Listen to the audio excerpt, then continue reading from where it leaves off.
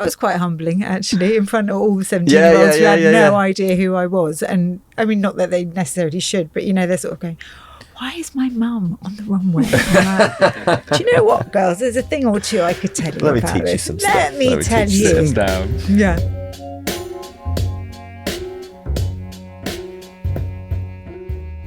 Welcome to Before the Lights. If you're new here, we're a team of health professionals based in London who train people from all over the creative world to get ready for TV, film, even live shows, but most importantly, for everyday life. I'm Dave Hasty. I'm George Ashwell. I'm Georgia Canavan. And I'm Josh Betteridge. We've been lucky enough to build a pretty special group of members here at the club, so we thought it would be nice for other people to get to know some of them as well as we do.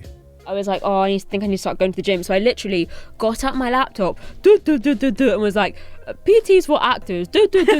Welcome to Before the Lights podcast, guys. I'm Greg James. With me over here is Dangerous Dave, and here is Evil George. And today we're talking grind set. Grind set? It's not about mindset, guys. It's about grind set. It was the very first time I met you when you came in and you actually had to run off and be sick in the toilet. You feel quite vulnerable when you're kind of lying on your back with your legs up in the air because you feel sick. Just breathing, and I'm like, this never happens. I'm so sorry. So sit back, only do some exercise if you want to, and maybe even learn something about how to look after yourself. Welcome back to the Before the Lights podcast. Today I'm joined by Josh. Hello, it's been a while. How's your day?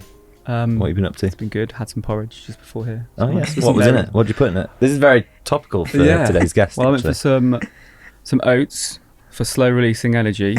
I'm looking at the guests to see if they're going to give me a nod. What toppings? Berries.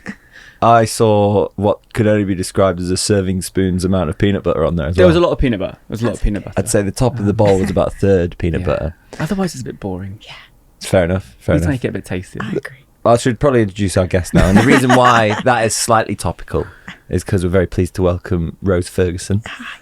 And many people will know you from your modelling days. Yeah. But also your work as a functional medicine practitioner. Yes. I got the words right. You did, and in the right order. Excellent. Fantastic. Can you give us a bit of detail about what that is and what that means before we carry on? Yeah, so I'm a nutritionist, and then I went on to do functional medicine, and functional medicine is really holistic health. It's looking at the whole body rather than looking at the symptom. You're looking at what is driving that. So sort of, if you're tired, why are you tired? What's going on in your body or your environment or with what you eat that is pushing that symptom. So it's really looking at the whole thing rather than just taking the top tier. Interesting. What do you make of Josh's bowl composition there? Well, I actually love a bit of peanut butter. Nut butter gets big thumbs up, so do berries. If I was you, I would be adding nuts and seeds too for some fibre. That's where I would say. So when it's a nut butter, are we losing out on the fibre a little bit? You're losing out a bit of it gets blended, isn't it? So it's basically the breaking down of that fibre rather than being done by your bacteria is being done by a machine. But I have both. I have almond butter and nuts and seeds in mine. You see, right there, I was trying. Rose does these fantastic recipes on her health club and on Instagram, and I was trying to picture like, what does her perfect bowl of porridge look like? And I was trying to this morning you were trying to do I that? was trying to geek out and be like, have I got this right? You nearly did. We nearly got there. 8 out of 10. And do you know what? And 10 out of 10 for trying. Holland and Barrett, I bought like a kilo of seeds as well, but I keep forgetting they're in the cupboard. They'll go off, won't they? Yeah. Can a seed go off? A seed can go off, but I mean, they actually can go quite mouldy sometimes. You be careful, my They're friends. They're well sealed. What I would suggest for that is that you decant half, bring half to work, leave it at work, and then you see, rather than remembering every day, you've got it already here. I feel like there's going to be a lot of very, very useful tips I feel that's going to come out in this episode. That's someone who's made a lot of packed lunches for kids, I think, as well. I have. Obviously, you started out in the modelling world, and that is somehow relevant in how you two actually met, isn't it? Yeah. Because it's like, I'm very much the third wheel in this relationship. I'm a model, yeah, thanks. It's like Josh obviously is trying desperately to become a model and failing, but he has his foot in the door, so to speak. But that's in that environment is where you guys actually cross paths for the first time, isn't it? Yeah. And I think Josh is a rising star in that industry, quite frankly. Okay. I think you'll do fine, Josh. Fitness? No, don't worry about that. No, But exactly. modelling. Modelling, it's all go. Yeah, we did. We met through our friend Kim Jones. Well, you work with Kim Jones and he's a friend of mine. So we met somewhere around Dior something, Yeah. probably. And actually, no, Kim Jones was telling me how amazing you were for a long time. It went both ways. It went both, both ways. But I didn't hear it from you because I hadn't spoken to you. But from Kim, he was very, he was very, very complimentary. Yeah. So were you guys both kind of in the same place? So like to give it a little bit of context, Josh occasionally will go away with Dior or other companies and will be involved in facilitating a healthier environment in an environment that's kind of classically not that healthy, I suppose. Is that something you were involved in as well then? Well, I don't think we were, because we actually did meet once when you were, keeping everyone on track during a show. Yeah. And then, but previously to that, I had definitely done that. I'd done the food for them to keep the team because they work really long Yeah, hours. that's what that lead up to the show is incredibly full on. And I think it was so funny though, because I did the food and then I'd kept seeing these Burger King wrappers and 50% of the team were really into it and really thank you so much. 50% of the team hated me and were just like, oh, screw this, and just getting Deliveroo in. Yeah. So yeah, it was a mixed reviews on that. But, So when you're there organising the food, are you yourself preparing everything and cooking everything and then delivering it out on a big table for everybody to kind of go through during the day? Is that how it works? I took a chef. I worked with when you're doing a big thing, which There's a lot of people, isn't it? It's a big team of people. Yeah. And actually I don't do it that often because it's really difficult taking it from where to Paris. It was like, we've got to find a kitchen, it's quite a big production. So but it was, so I took a chef who I work with all the time who's amazing. He's an old Ottolenghi chef, and so he really knows how to make healthy food taste amazing. Yeah. So I took a chef and then I would stand there like a dinner lady. Serving out. But I know quite a lot of them, which is why I would A, get abused and B, get complimented. So I just take it. Yeah. It's part of the challenge then, Yeah. especially when it's people that is trying to make like the healthy food seem more appealing. Because often I think that is kind of, we obviously dip our toes into that world a little bit here, but people are put off by what they kind of perceive is going to be a healthy meal, aren't they? Yeah. And you can make it look better. Like some people would look at a salad and just be like, oh, it's boring, don't want to do that. Is that kind of part of the challenge in your world a little bit, or not so much? I think for me, I think there's such a misconception that healthy food, if for food to be healthy, it has to taste awful. That's bullshit. It doesn't at all. You can make, but it's just, I think that if you compare it to Burger King or other brands like it, it doesn't deliver that. I mean, getting a bit sort of more chemical, it doesn't deliver that by that dopamine hit necessarily. So it's sort of like it doesn't give you that necessarily that instant gratification. Yeah.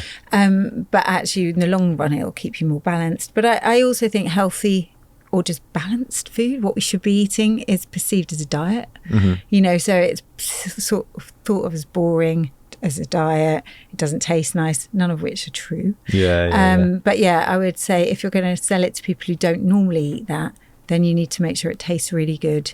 But I think people are put off anyway if it looks healthy and it's not, like if they want a burger and they see a bowl of quinoa and salad, they're put off by that. Anyway, I think you can get around it by actually using things like beef, because if people are into a good gateway is making sort of meat healthier. I mean, not that it's not healthy, but using when that, it's packaged up in a burger and it's a kind of a burger bun that's been sat on a shelf for a month and it's never going to go moldy, and obviously the products that are involved in that, as opposed to if you have some steak and put it into a quinoa salad bowl or something like that. Often it's the texture, isn't it? I suppose that kind of meaty texture and that kind of thing. It's getting that palate full, isn't it? I think one reason why I think it was really useful for me to be there is because our experience of working on film sets, that it's the same as a film set where those guys are working 16-17 hour days sometimes in the fashion shows in the weeks up to it, and then they'll work 6 hours straight, then they'll have half an hour to eat, and when you come straight downstairs on a film set, often it's burgers and chips. And Yeah. It's stuff you can just pick up and move around with, isn't it? Which is obviously a bit more challenging if it's... And when they come down, they see all this beautiful food that Rose has prepared. They're like, okay, I don't really have a choice of bad food. And they're sort of then habituated and, you know, they have to choose the healthy stuff. But their productivity must be, you know, there's no crash. The productivity of those people after. Well, I remember we spoke to... It's really, really important. You see them, they don't all sort of crash after. You're not all reaching for their coffee at 4:00. It's something we spoke to, you know, Sam Freeman that came in and spoke about. He's a director, and he was talking about writers' rooms and how there's just a table full of snacks, basically. And he was feeling like his productivity was just kind of up and down all over the place, as was his energy levels. And then we met him and started to work on what he was eating and changing those kind of things. And he said that was the biggest difference for him when he was actually working on, because often it'd be like a group of people working together to write something, and changing the food from that side of things. He was like, all of a sudden he was like, the more clarity in his brain and all that kind of stuff. It makes a huge difference. I mean, it's really, you could get me really shouty about this, but you know, if you think about what we feed our kids at school, what people get in hospitals, what people get given in prisons, 3 areas where people are either recovering, need to keep, you know, like thinking about the excitatory pathways and ADHD and things like that, and focus. And then we're feeding foods which fuel all the wrong sides of things, you know. Really important, It's really important, and it's not rocket science, but it doesn't change. So. No, I remember going around at those, going from prisons to fashion shows. So really, really end of the spectrum. I know but that is but it's, no, I think that's the most important thing. But I'm bringing it back to sort of the fashion show thing, where I would go around, I'd just hide all the Haribo. And people go, where's the Haribo? And I'd be like, I don't know. When you say hide, does that mean eat? No, I'm there going, Gotta hide that. I'm hiding. People go, every sort of moans, where's the Haribo? People would look at me like, just give me like a glint. Like, I'm glad you were bad. And I'm like, I don't know. No, I don't know where it is. But I just hide think it. Like that's just what kids eat, is it not? Like the idea of there's a big bowl of Haribo out in an adult working environment seems mental to me. Because Rose, you speak a lot on the health club that you run about dopamine and behaviour. Yeah. And like obviously sugar and alcohol and all these things are such a dopamine hit, right? There is such a dopamine hit. I mean, dopamine is really addictive in itself. Like you want to get that feeling.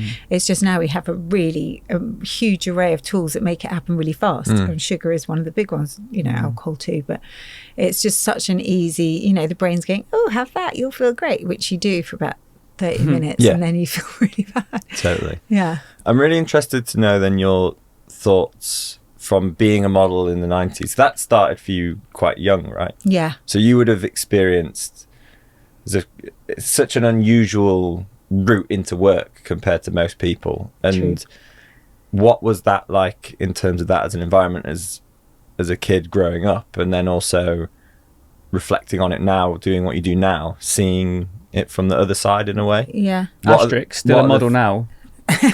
So doing it all on the runway the other week. Yeah, true. From time to time, they wheel me out, dust me off, and point me down a runway, and I just like go. You can still do it. Still know what to do. It's like a natural reflex now. I'm just like, okay, now we're walking. Have you seen a lot of things change in that world in general? I mean, it's sort of mental, because I had a really good experience as a model. So I think people are always wanting to hear that I was anorexic, and actually I really wasn't. I was really fortunate. I had a great time. I met some of my best friends then, but from the nutrition and the body, actually, when you're that age, is very resilient, I can tell you. I think that's the thing, isn't it? And we see a lot of people, a lot of actors that are like, oh, I used to be fine if I did X, Y, and Z. And then all of a sudden you kind of get through your 20s towards your 30s and your body's like, not anymore. Not anymore. That's not going to work for me. But I think because the fashion industry is that industry where it's all about how you look, it definitely does breed poor relationships with your body. And actually, in hindsight, when I think about my relationship with my body, it did impact it. It took me a while to accept that, but it definitely did, you know, impact it. But I didn't have a poor relationship with food. But also just to give you a really clear idea of how different it is now, if you had a show at 9 a.m. in the morning, there would be champagne. And we would drink the champagne. And then you'd have a show at 11 and 1 and 3 and 5 and 7. There would be, like, in the UK, at the London shows, it would be Marks and Spencer's was a good show. And then in America, they had better food, but actually they didn't have champagne in America. But in Milan and Paris, definitely. And then when I went back to do a show when I was older, and I hadn't done it for a while, there was proper food and there was no champagne to be seen, even in the evening shows. But it just shows a complete shift in the attitude to what you give girls before, girls and young boys actually, before they do anything. Or it's more worky now. It's more professional. I guess like that phase through the 90s into the 2000s was quite like party culture, wasn't it? It was party. And I just don't think people knew. I honestly don't think it was malicious. I never had a chaperone, and I started working when I was 15. Wow. Yeah. And then, and I was traveling when I was 17. I moved to New York when I was 18, all on my own. Which must have been amazing. Like, what an experience to have. Yeah. Yeah. But I think now when I look to my kids model a little bit, and when they were under 18, they're really strict now. So if you're under 16, you can't model. If you're under 18 in Paris, I don't think you can be in shows.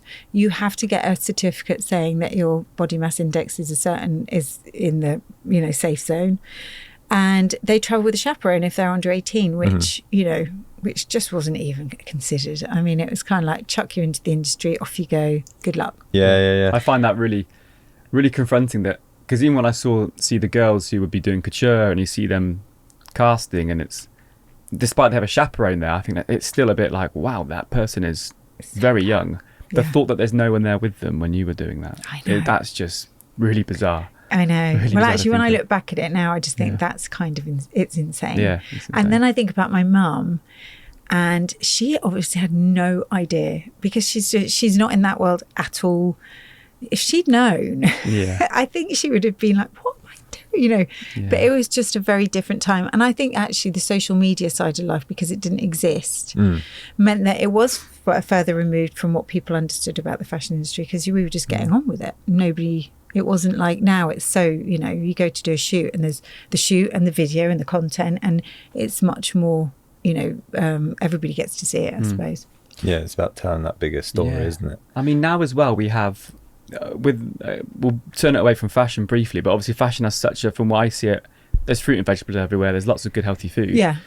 But taking that outside of fashion, I mean, everyone is now obsessed with the nutrition, and like, you must be seeing this in your world, that you must be busy. I don't know how you do everything. I don't know how you find the hours in the day to do all the things you do with the people you see, your clinics, your talks, your club. Are you seeing there's such a huge breadth of people interested in nutrition now?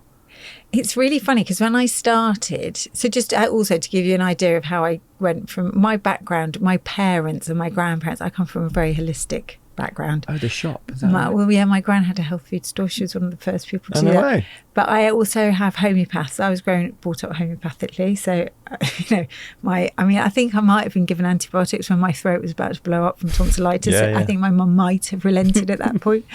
But, so it's sort of, nutrition became my medium. That was, it was much more provable. I needed something more tangible than homeopathy. I needed to, it's like, okay, this nutrient exists, and we know that it in fact affects. So is that the kind of differentiating factor between being involved in functional medicine and homeopathy? Is there more of a deep dive? Really evidence-based functional medicine, So it's taken, I guess there is an overlap to some extent, is there? And it's taken what may be kind of proven through trial and error and showing why it works. Is that kind of right? Yeah, I mean, they do. So functional medicine is very evidence-based, which is, so it's based, it sits within science that you can prove. But then it also will accept anecdotal. So, for example, so there's lots of things which they don't test, because there is no money to test every single nutrient, and or there's and you also have to look at who's paying for the research. I mean, it gets quite mucky when you start looking at research, actually. But yeah, functional medicine is very much, because it started with doctors, so medical doctors. So it's got a very clear provenance. When when we say do something, there is a reason. There's reasoning behind it. Rather than, and homeopathy, I'm a really huge fan of homeopathy. For me, because it's a bit vague. I wouldn't use it. It's like I trained as a kinesiologist. I'm absolute rubbish because I'm not entirely convinced by it. I think it works. I like it, but it's like anything, I suppose, in this industry. I always think of it's like having a toolkit. Yeah. And you need several different things in there, and there will be certain tools Yeah. that you use more often Exactly. and others that you don't use so often. And it's such an exciting field to work in Yeah. because it changes all the time and people are so interested. I'm sure you guys find this. It's like Yeah. really nice. People want to know. So much. People always asking us for nutrition advice, and we're pretty good, as Dave said, about having the toolbox. Yeah. We can open it up and we can say, eat this to feel better and lose weight and get stronger and build muscle. But like deep diving into the myths, that's so big now. Yeah. And I suppose your work is almost, like you say, is it more you have to debunk stuff as opposed to educate people in what they should be doing? It's like, no, just don't listen to that. That's actually a lie. Eat whole foods, blah, blah, blah. Well, I mean, you've just said it. One of the biggest things that people don't get because they don't want to hear it is get your foundations right. Eat whole foods. It's like people are, they hear things. I've listened to Rose a lot, you see. You like Yeah. I said that. I know. I mean, honestly, I say it's so boring what I say because it is about the foundations. And people want. I was doing this talk earlier, and I was saying what's the worst myth, the worst thing you've heard lately? And Ozempic. I didn't really know what it was, and I read into it. It's this thing which is just oats and water, which they're saying behaves like Ozempic. GLP-1s. So it's targeted for weight loss, but it's going out on TikTok to people who are really vulnerable, So probably what, we're quite talking young people. Porridge oats, And soaked water. in water. Yeah, it's just like watery oat. It's like oat water. And it's because someone could then Don't say misinterpret injected. that and just say, that's what I'll have. That's my Yeah. meal, Yeah, that's which what is that's. unbelievably unhealthy. It's unbelievably unhealthy. It's totally irresponsible from wherever it's coming from, and it's targeting people who are vulnerable because Yeah. they're not happy in their bodies. Probably young people who Yeah. might not have a great relationship with food. So a lot of my rhetoric is around just get the foundations right. If you ate 3 meals a day, if they were well balanced, and you cut out 90% of the crap, then you would feel better. You wouldn't be obsessing about food. If you did your movement, did some weights. That's the you thing. know. A lot of the time, in the world where all this stuff wants to be portrayed as like really sexy and exciting, Yeah. it's the basic, quite boring stuff. That if you set that up as the foundation for it, like you just said, that's Yeah. really what makes the difference. But because it's not exciting and it doesn't sell a magazine, there's not much interest in it, is there? But I know. that's the kind of, it's not really a challenge for us, because I guess when people arrive here, they're already have invested in themselves to a certain extent, that they're like, I'm going to come to this place, I'm going to come to Before the Lights and learn about this stuff, whatever it is. But it's still a case of that's the stuff we repeat ourselves day in, day out. But which you I'm sure guys do are too. amazing because actually because I do your classes, they are very, very precise, and they're not like, banging music and like Barry's boot camp style, which is not sustainable. I mean, people will do that for 2 months maybe, like go every day, like I'm going to do this. It's not sustainable. Yeah, that's the thing. When people do, I guess a lot of people do the same thing, and they'll go down a certain avenue, and then that's kind of like what we're talking about in terms of the variance, in terms of what you eat. It's the same in terms of movement. Yeah. If you were to do the same thing over and over again, you'll kind of exhaust yourself first of all, but you're not covering enough of the bases, which I suppose, probably because of our background as more like the kind of physio leaning side of things from university, and then working with Georgia and her Pilates training, we've kind of evolved into something that everyone works together and you pick up bits. Again, the kind of toolbox analogy of it's combining all those things to try and offer something that's going to cover a lot of bases and set people up well. Yeah. And then you can tweak things and adapt things for certain outcomes. Yeah. But for the majority of the time, it's just about creating kind of a healthy routine, isn't it? Really, Yeah. And then that consistency is actually what makes changes. I mean, you said something to me actually before, which is so good. It's not how you're going to look next week; it's how you're going to feel in 10 years' time. Yeah. It's such a brilliant thing. It's so true. It's like people think about the immediate effect, and so in order to get an immediate effect, you probably need to do something quite extreme, whereas actually what you want is a really long-term effect, so that you've got a bit of movement, so you can go and get pissed one night, or you can have a tub of ice cream, and it's not going to undo anything because you've got that capacity within your physical body to take it.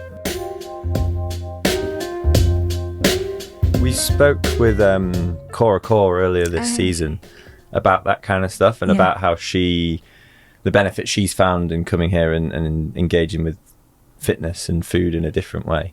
I'm interested to know if you get, because obviously you two know each other, but do you get opportunity to speak to the younger generation of models and impart bits of wisdom that might help them on their journey? Yeah, so I used to go, some of the agencies used to ask me to go and talk to models when they were, if they've got a lot of models in town for the shows, for example. So I used to do that. And then I do actually see quite a few models. Talking about eating, sort of disordered eating, there is a thread, but there is a thread in every, in young girls in particular. It doesn't necessarily just mean you're in the fashion industry. No. But in those instances, I wouldn't work alone. They would have to be working with it's psychological. They need emotional support. And then one of the things I try to explain is how the benefits of actually fueling properly. This, because I think, if somebody has got lots of people have skewed relationships with food, but if it's quite extreme, understanding how the body will actually work better. It's actually giving people, you're able to actually sort of teach that element of it, which I think is really important. Yeah. We talked all about the all the different things that are important, and it's not just focused on one thing. Because Rose, you've worked with multiple, you haven't got to name the brands, but you have worked with so many different people, and let's say brands, sure, but is there anything can you name some of those and why you've done that and who you've worked with in particular for particular reasons? I suppose, so I have worked with lots of brands. I've worked, Dior I work with, I'm their, what am I called? I'm their global expert. I'm their global functional health expert. That's a pretty cool title. It's a good title, It's a pretty cool title. It's probably, I feel like I need to have it on a desk. Yeah. At least on a card. At least on a very card. least. I'm going to talk Global expert. I'm a global expert on functional medicine for Dior. So that's it's so funny because people are, it's fun working with them because obviously they're a beauty skincare brand. They have makeup and products, but they also have wellness spas and retreats. But for such a massive brand, they're amazing because they really listen. They want to do it right. They want to understand, because really you'd expect them to get a skincare specialist, but actually they want to understand that what you do on the inside affects how you do on the outside. So they want to support people before, during and after either a retreat or a treatment. So it's nice working with them because they really listen. It's, the effect gets there, but it's slow because they're so, it's like 45 different people to talk to. But they're really, I'm really enjoying working with them. I work with Ancient and Brave, a nutrition supplement company. I've been a big fan of theirs since the day they started, actually. So I know the brand really well. I know the founders. I know how much care goes into making the supplements. I work a bit with health.com. Yeah. So they are a great team, and they are it's really, actually talking about working with younger people, it's really nice to work with a really fresh brand who are, weirdly, we're really aligned. Not weirdly, but you'd expect them to be sort of pushing, but actually they're really into well-being, and they really are talking about repair and recovery and dialing down the nervous system. So they're really fun to work with as well. It's quite a good website there, isn't it, Health as well? Because I think for our listeners as well who don't really know where to start, to go onto their website and even listen to this now, I'm sure Rose might give you some advice on what supplements could be good for you or essential. But it's a bit of a minefield, isn't it, supplements and what we should be taking. But there are some good things out there, aren't there? There are some really good things, and I think if you go to good sites, so the sites that I would use for where I buy supplements would be health.com and Amrita Nutrition also have some fantastic supplements. Some on Amrita are a practitioner, behind a practitioner wall, so some you won't be able to buy unless you work with a practitioner. But they both are trusted. I would trust both of those as far as, I think they do. I know that they source really well and they take care. And also they're quite informative. Health.com in particular is really informative if you don't know where to start. Like I say, they really push the idea of calm and, taking a break. And because it's hard. It's a minefield, supplements are. Oh yeah, complete it totally is, minefield. Isn't it? Are there things that you would ever suggest as a kind of starting point for a general population, or is it always more of a detailed what works for the individual type situation?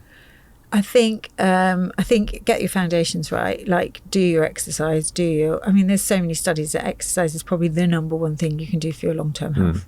Everything else comes kind of after that, doesn't it? Yeah, Once if you've you're got not that part of it moving, done. and let me tell you that doing a gym session for an hour and then sitting at your desk all day is still a sedentary lifestyle. So people, get off your ass halfway through the day, walk around, do your gym, walk around 3 or 4 times during the day. That's it. It's so easy to get stuck. Like, I obviously, do it. we've gone. Yeah. I say this all the time, and I'm the Imagine you person who's do, sitting yeah. at my Yeah. desk all day long. Well, when you are in this world, but you're also running a business, Yeah. it's like you run out of time just the same way that anyone else would. And the fact that we sit in this facility and we have, in every direction you walk, you can exercise. But I still can be like, I've done 3,000 steps today, and because I just been on my laptop all day, Yeah. and it's still really easy to do. We're Yeah. lucky that we have the ability to then go, right, I can just stand up, walk over there, and do something. I which don't know is if great. Would I do that? I mean, it's terrible, and it's when you've got access. It's sometimes the worst thing, isn't it? 'Cause Yeah. you, like you say, you just get, I'll do it tomorrow. There's a bit of accountability between us, isn't there? We sort of like, I see like, we sort of, because we look at each other to the point that like, all right, I know he's been moving yesterday, so I need to move today. So there's a little bit of that's good. healthy Yeah. competition. I Having suppose. get a dog and have some kids. Yeah, That will keep true. you moving. I don't That's- sit down an awful lot. Yeah. There's not a lot of chance for No, that. that's true. I have to say, actually, because I live out of London, that's the worst because you drive everywhere. So when I come to London, I tube it everywhere because it means I get my steps in. Yeah. Because I can literally do 2,500 steps at home, like just up and down the hallway to the kitchen, back to the office, to the kitchen. Yeah. Terrible. to get your Burger King. To get my Burger Yeah. King. There's no Burger King in the Shire. Oh. No Deliveroo. There is no Sad. Deliveroo. Everyone got really excited because there was one Uber driver popped up the other day on Uber, and it was like a 45-minute wait. And I think there's one person on Uber, so everyone, that was a big talking point. Have you ever, speaking of living in the countryside, have you ever tried growing your own fruit and veg and that kind of stuff? Is that something you're into? Yeah, I have. I didn't do it this year or last, actually. It's a lot. It takes quite a lot of effort. I've done it a couple of times. Yeah.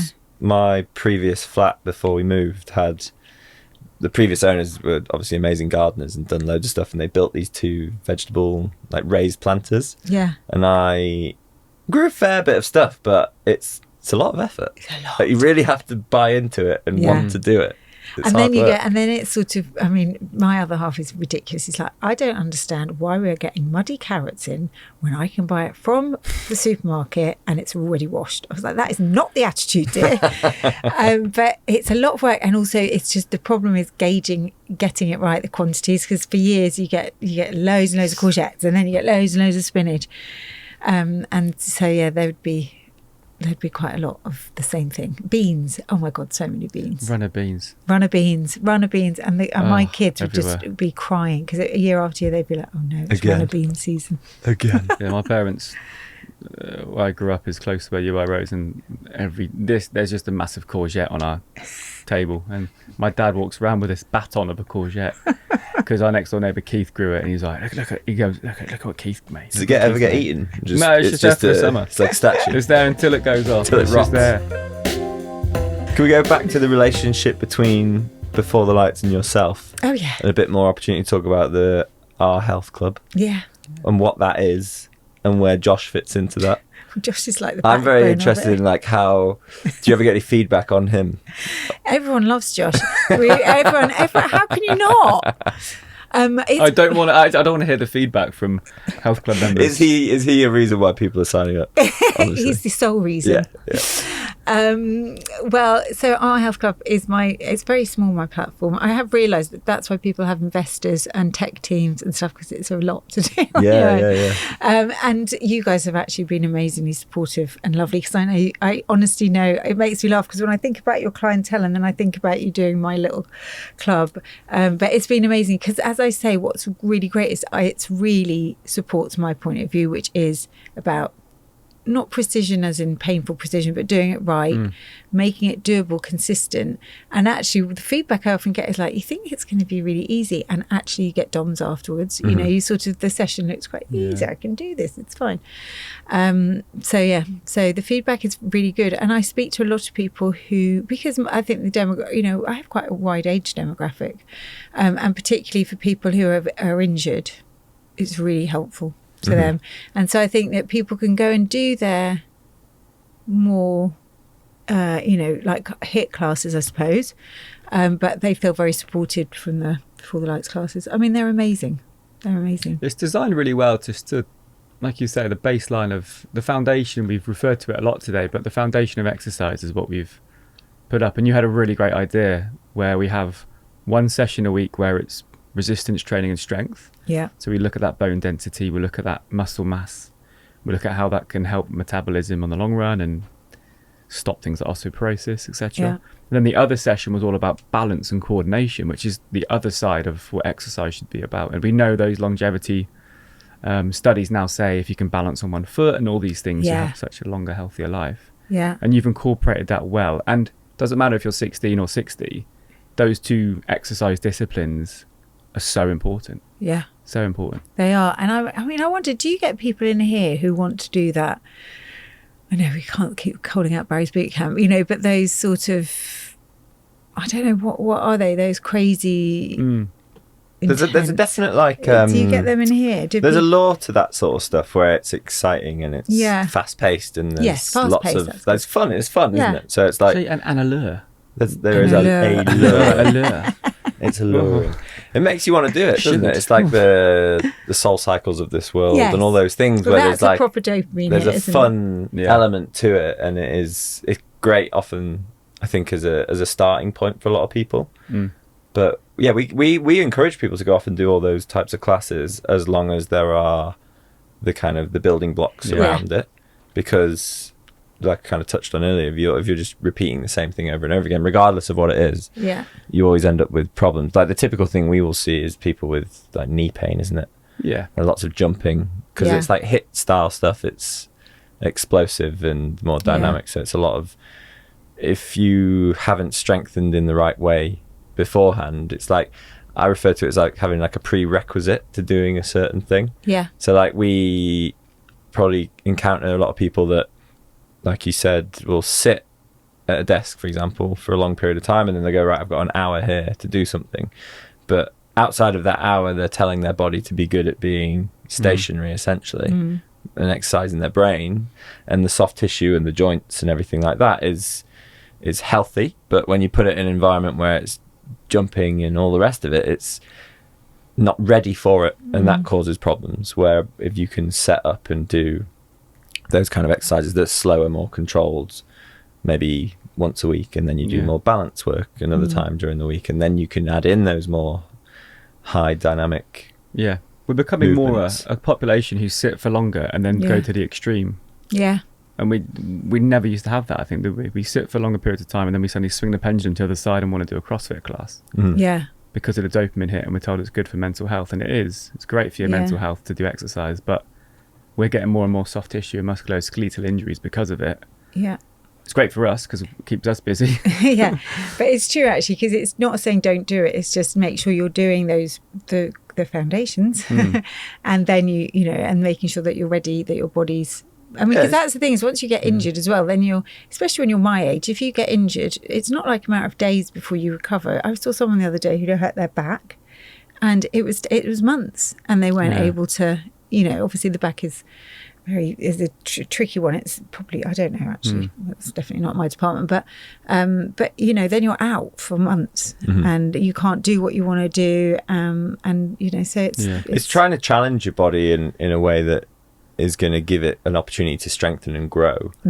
Because often, like with an injury, like using that back example, about it when it's happened. Before that, often people will be like, oh, there's an ache here, an ache there. That's true. Which is a bit of a signal, but it's very easy to carry on and just keep moving and not really address it. Whereas once something more like catastrophic has happened in terms of pain and becoming immobile and that sort of thing, it's like then you're really aware of what you can't do. So I think like one of our messages, and one of the things I think about a lot is like, I would train for the aim of being able to play with my children's children when they grow up, which is obviously a long way away in the future, but it's something I think about quite a bit, being physically capable of doing that rather than trying to be the fastest at this or the strongest at that.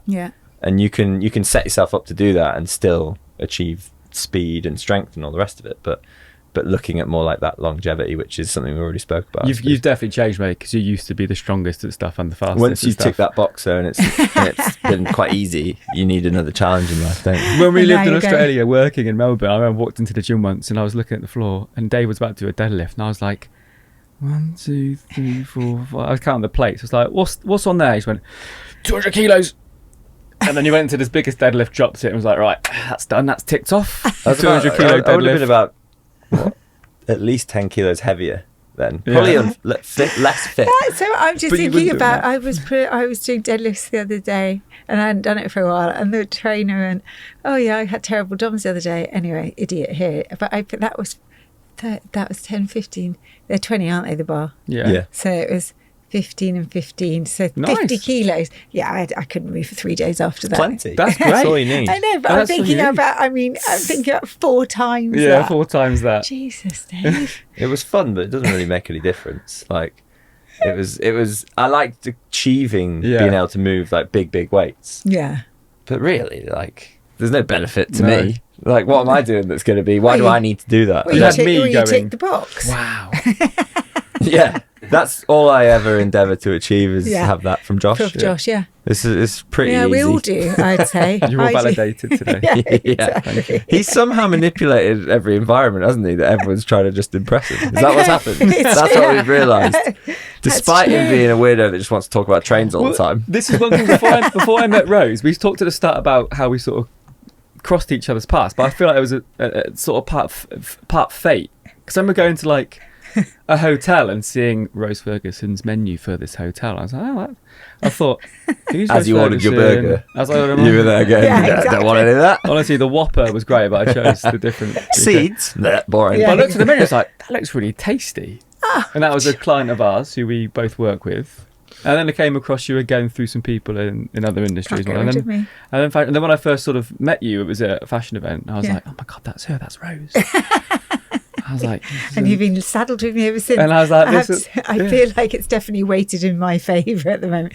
You guys are building this amazing brand, and I keep going, yeah, could I have my video, please, for teasers? Yeah. yes, you may. And you may. You're the But there boss, was- basically.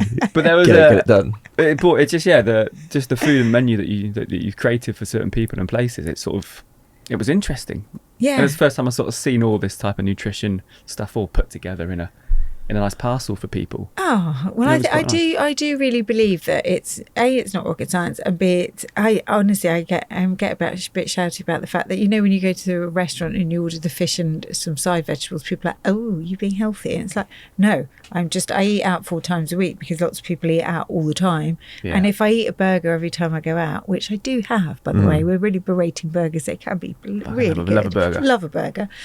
But if you're going to eat like that every time you go out, then you might not, you know, there has to be some balance. And eating healthily, do you get this? I get so judged by it. They're like, oh, there's such big eye rolls go on when I order. Yeah. They're like, oh, of course she's having fish. Yeah. So, I just feel like eating that. And also, Yeah, yeah. the less shit you eat, the less you feel like eating shit, because that didn't sound very nice. The less No, rubbish sure. you eat, less rubbish you eat, the less you feel like eating rubbish, because your blood sugar glucose is more stable, so your cravings go down. And anyway, and then I could go on and on about it, but Please do. eating healthily is not a diet. It's just what it's information. It's the most information our body receives every day. It influences every single chemical process in our body. And, you know, so I sometimes, you know, and it doesn't mean that you're on a diet, Yeah. people. Yeah. Whilst you two are being so nice to each other, can we come on to our subject that we call Humbled in Hollywood? Oh. But it doesn't have to be Hollywood. It's basically an environment Oh, like when shit, I when didn't sometimes think of this. people have Okay. worked or existed in a world which from the outside, which the fashion industry definitely is considered to be this big glamorous thing and everything's kind of perfect and no one sees anything that's going wrong.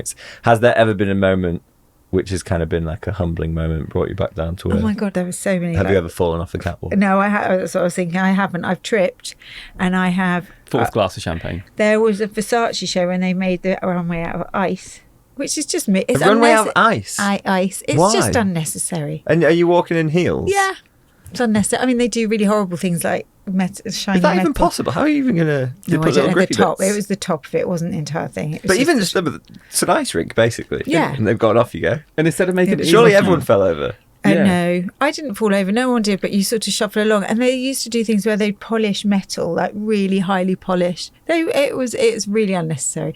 We used to put like stickers on under to give out some traction on thing, and then everyone scores the bottom of the shoes. It doesn't really work. I'm not good in heels. It would always anyway. Yeah, That would be a fear. Like the idea of just if you've ever had to. I've never had to walk in any kind of show or anything. But Really? even like You never. haven't? You'd be surprised. I thought your history of like I don't know the things you do. I'm You'd really be surprised. really You'd be surprised to know. But Wow. the idea of like, even if on the odd occasion that we've done things that are filmed and you have to walk, it's like the ability to walk just goes out the window, and you just sort of end up being like, what do I do with my arms? Where do my legs go? And it's like you just end up thinking about that kind of thing. That's like it's true. the idea of trying to walk down in front of hundreds of people. You have to really just fake it. All I do is just go, okay. It's literally like, okay, I'm just going to go out there. I'm going to fake the fact, because I'm not that person either. I'm really would much rather be behind the scenes. I'm just going to go out there. I'm going to, like put on this persona that I'm definitely not for 30 seconds, and then that's it. Where do you look? That's something I've always wondered. At the 'Cause Vogue, models at the just- Vogue runway cameras, mate. They were right at the back. I love that you know that. Is that what you're supposed to look at? There's a spot you're supposed to look at. You're supposed to look sort of straight ahead, I suppose. But do you know what is? I think it's nice. I don't know that everyone else does. It's because I've been doing this such a long time. If I ever do a show, then people will go, "Oh, Rose," and I'll go, Yeah. cheesy grin away. And what did I do? I did was it a Fendi show recently? I did. It was the 100 year, right? It was 100 year, Yeah. but I feel like there was one before. Oh no, it was a Miu Miu show. I've done two in the last decade. Just those small cuts, Just small those brands, small Fendi and brands, Miu Miu, sure. I did the Miu Miu show because I was the first Miu Miu girl, actually. Thank you Oh. very much. First, and I did the first advertising and the second. That's So very, very impressive. So they wheeled me out for the 30th year. And in the Wheeled. rehearsal, Guido, the hairdresser, Guido, yeah. was like, "Oh, she's major. Look at," and That's I was such a just Guido. laughing. Anyway, I got fucking told off when I got back. They were like, "Can you please walk with a straight face?" And I was like, "Oh, you bastard." Well, you just Guido." smile. You're smiling I too was much. literally going, like, yeah. Was that in rehearsal? That during the was- show? it was a rehearsal. Cool. But I got properly told off, and all these young girls were looking at me, going, "Who is she? What the Production hell's team. she doing here?" Yeah. Getting told off by the production team. Anyway, yeah. You're like, I was so- actually the first one. Yeah, so just- exactly. If anyone knows just let how me to off. do this, it's me. Yeah. I don't. I You've really got to don't. bring out the 90s because you see all the modern models and they're all very serious, all the girls and boys, aren't they? I like the fact Oh, that we you're used just to have going. so much. Yeah. I know him and Pat McGrath were screaming at me. Oh, really? What was I supposed to do? Just ignore them? Anyway, I Yeah, got blinkers told on, walking down. I got told off at the grand age of 49. I was like, screw you all. Brought back down to earth. Yeah, You're the exactly. original Miu. You can do what you want. The Well, original clearly Miu I girl. can't. I'm not allowed. That was quite humbling, actually, in front of all the 17-year-olds Yeah, who had yeah, no yeah. idea who I was. And I mean, not that they necessarily should, but they're sort of going, "Why is my mum on the runway?" I'm like, do you know what, girls? There's a thing or two I could tell you Let me about teach you this. some Let stuff. me Let me tell teach you you. Sit some down. Yeah. What's coming up next for you? So often when we do this with the actors, we probably just worked on a show with them or getting them ready for a certain thing. Yeah. And we'll talk a bit about that, but it's a different world, I suppose, isn't Well, you it? know what though, you guys you do work on my work because we've got a September plan which me and Joshua talked about. So you guys are gonna, your classes are amazing on our health cover, and so we try to marry their movement with their plan. So I've got September's always a really big month, and I'm sure you guys will have it too. Yeah. It's like Tell us more about everyone's September. back to school. It's like George let's- Ashwell's wedding. That's what we're talking about, isn't it? Oh well, exactly. big one. Wedding. I got married in September. It's a good month to get married. It is. Busy old time. It is. Mine So last do September. you'll reevaluate the plan, the food side of it, Yeah. and then match in Yeah. And then you guys the health and the workout side of Yeah. things. Yeah, exactly. Cool. So we've got the September plan. So you're going to lovely Liam's doing my strength for me. I think my strength. Liam's doing the strength classes. And then so that's in September. So it's called the 360. So that is what it says. It's going to be just I'm mucking around with protein a little bit in that because the protein conversation is a little bit too restricted, I think. You know, saying 30 grams of protein, everyone's different. Everyone's a different size for a start. Yes, this is so true. Everyone's a different size. Everyone has different activity levels. Everyone's ability to break down protein. Are they eating a variety of protein? So there's a bit of focus around that. And actually, I'm going to do a few days of low protein. Okay. Because would that impact the source of protein as well? If it's plant-based or meat or whatever is there? No, it doesn't actually. But it's not a bad point. It could just move to plant-based for a few days. But no, thanks. I'm going to say bye, Dave. Depends how many runner beans you've grown. Well, exactly. At that point in time. Yeah, that's true. It depends how my harvest's going. I think, so we're going to do that just to because you switch from, it switches off the mTOR, which is this, which is a very anabolic state to be in, and we're just going to calm the protein intake down for a few. So there's a bit of protein cycling going on in there, 360. And the other thing that I am doing, which is a big thing, is I'm writing a book. No. And I keep saying this to people, Long almost overdue. to tell myself this. You've got to say it out loud and then keep yourself accountable, haven't you? Yeah, Exactly. We can't wait for this on our coffee table. Well, it's actually going to be like a trade paperback. So it's like it's going to be it's a reset. It's a 4-week. It was aimed at Gen X, like a plan that you'd follow along throughout the book. Is that how it all works? Yeah. So it's a 4-week reset. It's called The Reset, and it sort of came out of looking at Generation X, which are uniquely fucked generation. They are the most metabolically unwell of all time, and they are closely followed by millennials. So midlifers now. I don't really know what I am. What's Gen X? Gen X is 19. I don't know. Someone will have to Google that. Jimmy I think can tell us. Jimmy. My husband just makes it, so he's 1966. He's Yeah, what an are the old bloke. cut-off points? Gen X is 65 to 1980. Yeah, there you go. Was that when like America was starting to pump cheap food out, like just pump Well, yeah, sugar so and everyone everything? talks about it like the rave scene, and I'm like, I wish I could say that, but the rave scene is a very niche scene in that era, which was fabulous. But no, it's not because of the rave scene. Maybe partly, but it's because of processed food and antibiotic use. So there's Those two combinations. a lot more cases of illness or like chronic health conditions, that kind of stuff. So metabolic health, so things like type 2 diabetes, obesity, cardiac. It's much more chronic disease. And looking at the stats around midlife, because when I wanted to do Gen X, but Gen X is rapidly becoming not midlife, and millennials are moving into midlife, so it is about midlife. But it's people are starting to take medications in their 40s, and like lifetime medications, and then they're taking more in their doing a bit for statins, and then we're looking a little bit for blood pressure, and then we're taking something else, and by the time you're in your 70s, you're actually taking medication to help you from the medication you're taking. Yeah. And all of them, no, not all, a lot of them are preventable with lifestyle and food. Yeah. A huge amount. So so the reset is about fixing the world's world's health. Good luck. Awesome. Thanks. No small task. I've just got to write the thing. It's 150 pages, and then everyone's got to read that, and the world's Exactly, fixed. it'll be fine. God, good luck with that. Yeah, it's really thanks. good though. I mean, or it's just targeted at people who are like me, and I think it's really like trying to speak to people who don't do anything and think that, and it's also a little bit anti-wellness industry, because I think well-being's a better term. I think the wellness industry is quite alienating for a lot of people. Actually, I know it is. Yeah. I was hopeful that then you can get people to make little changes that are lasting changes, and it's not, like you talked about earlier, it's not a diet or a fad or whatever. It's just these things will benefit you. Yeah. And that's the message. That's the message, exactly. Why wouldn't you do them? And they're just kind of things that your gran would have done. It's like, because processed food wasn't, ultra processed food wasn't around then. It's quite boring. I'm trying to make it funny, but I don't know if it'll go anyway. So. I don't think anyone will ever get bored at the moment of learning about why they should eat this and not eat that. I think it's the more we can get out there. That's true. As basic as it needs to be. Well, it means you have some power, doesn't it? It's like you have some agency about what you eat every day. And I also think understanding the why is quite important. I don't think that's just me. I think people I have got an appetite, excuse the pun, for knowing about white. That took a while, lads. I got it. You did actually. I Just got it. yeah. I was like, can we get Rose some food? She's hungry. We didn't get your rider before this, sorry. I know. Oh, shit. It's quite extensive. my Mint rider. tea. What else do you want? I wanted green actually, and you didn't even get Well, it's green when you look at it. Technically, you're right. I didn't I give know, you the, that's I didn't true. give you the tea, so it's not my fault. But yeah. So yeah, those are my big projects, and then just carrying on. Ongoing. It's Excellent. ongoing, yeah. Clinic.